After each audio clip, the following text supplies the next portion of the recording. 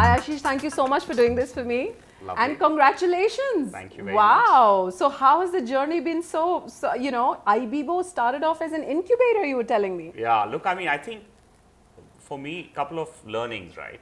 One is that one cannot create businesses overnight. Right. It takes a long time. Right. Learning number one. Learning number two is that whatever you set out to do, the fact that it may change, the probability of that happening is very high. Wow.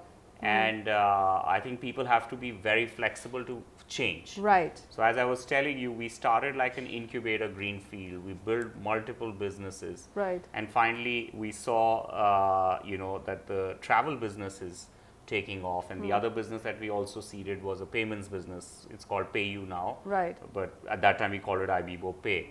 So these businesses, started taking off, and then we just basically focused on these Right. over the last 8 years, 7 to 8 years time. Right. And we made Go Ibibo a very significant online travel business. We also had Red Bus in our portfolio. We became a leading hotels business in the country. We already the leading bus business and a significant number 2 air business. Right. We exited the payments business during this journey. Right. And all of this then finally precipitated into I think one of the biggest transactions in the Indian internet space between MMT and Ibibo. Right.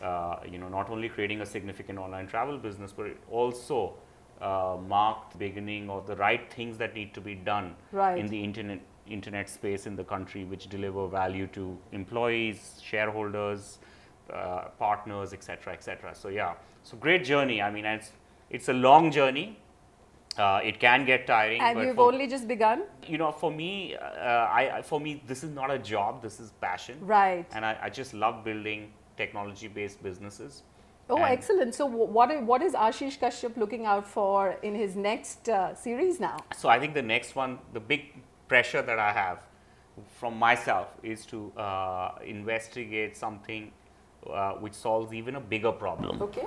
Last decade, we were solving problems of tens and thousands of accommodation providers, Right.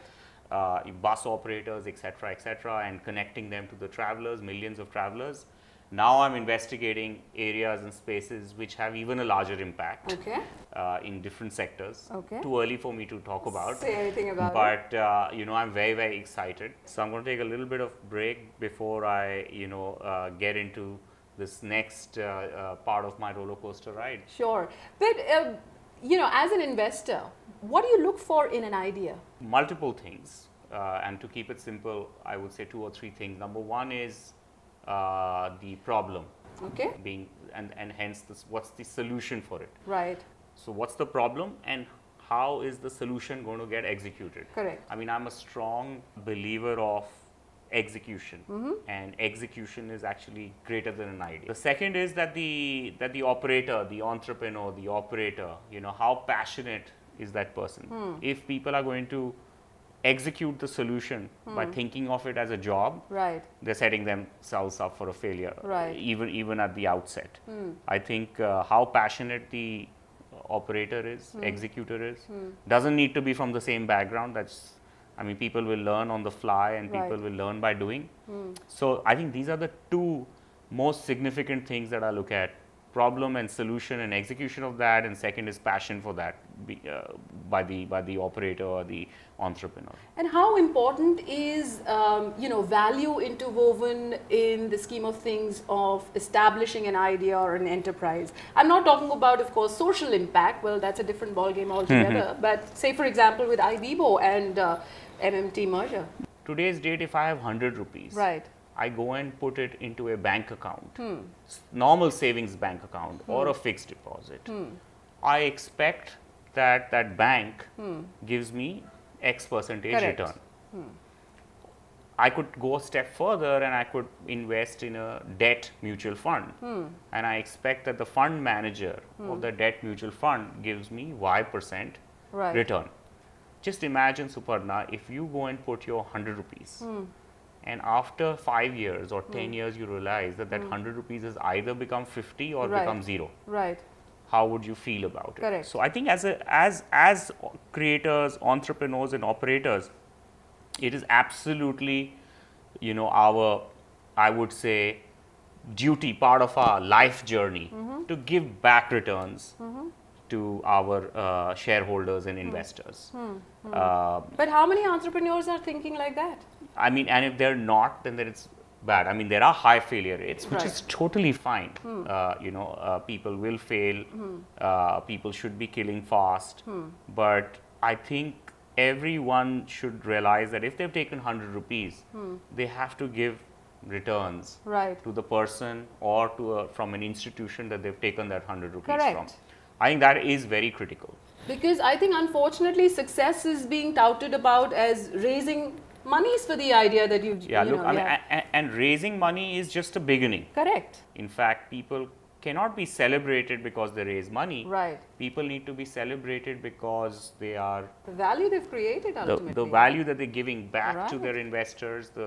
Are they, for me, one of the biggest excitement is that at least 200 people in my company, from Ibibo, have created value. Right. There are people who have given back their EMIs, there are people who bought houses, etc., Wow. etc. I think that's real impact.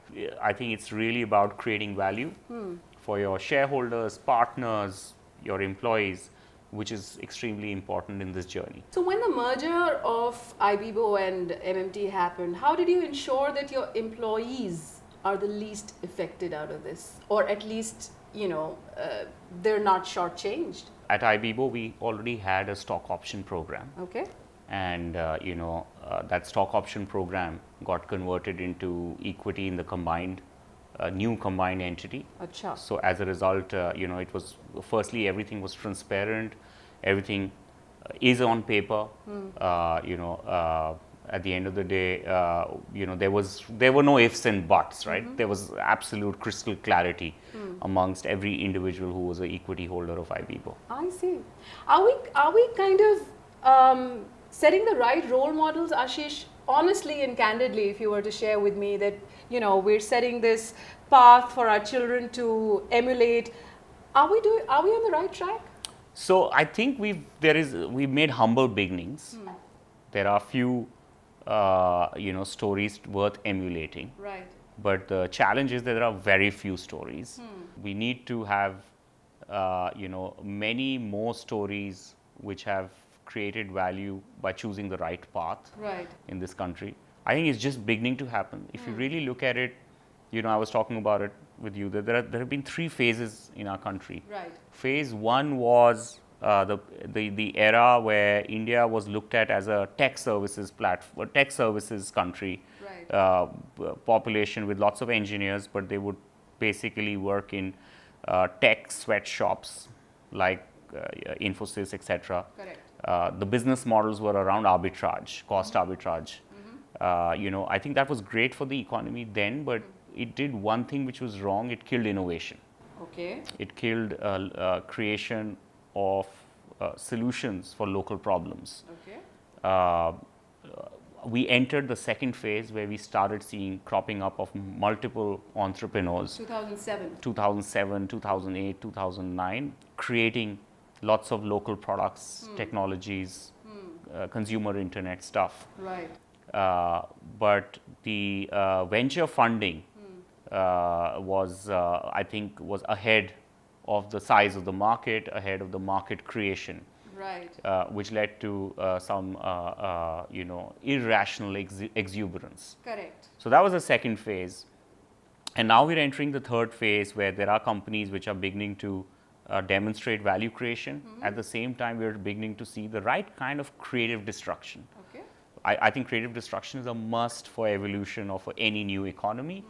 And as we now enter the next phase, we will see more serious entrepreneurs. I'm not saying serious means that they're not going to be happy.